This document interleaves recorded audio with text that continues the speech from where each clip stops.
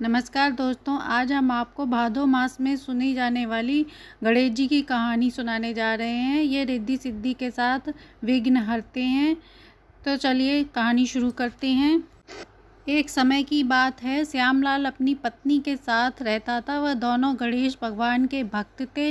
वह नियम पूजन से उनकी पूजा आराधना करते थे, भगवान को अपना इष्ट देव मानते थे। उनकी कृपा से उनके घर में अन्न धन भंडार था। उनके एक बेटा और एक बेटी थे। अपने माता पिता की तरह गणेश भगवान की वह लोग भी पूजा करते थे। जब बेटी शादी के योग्य हुई तो वह उनके विवाह के लिए लड़का खोजने लगा।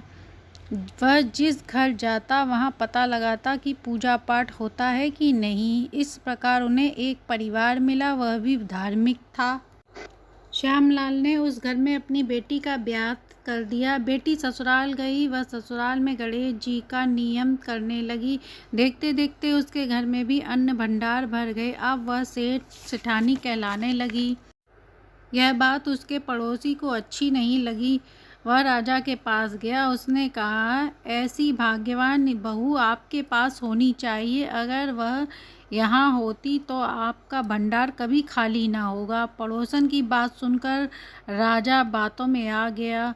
वह उसकी बहू को लाने के लिए सिपाहियों को भेज दिया। बहू ने कहा महाराज से कि मैं 21 दिन के बाद आऊँगी। राजा मान गया। राजा के शरीर में जलन होने लगी। देखते ही देखते उसका शरीर कोढ़ से भर गया। उसने इलाज करवाया पर वह अच्छा नहीं हुआ।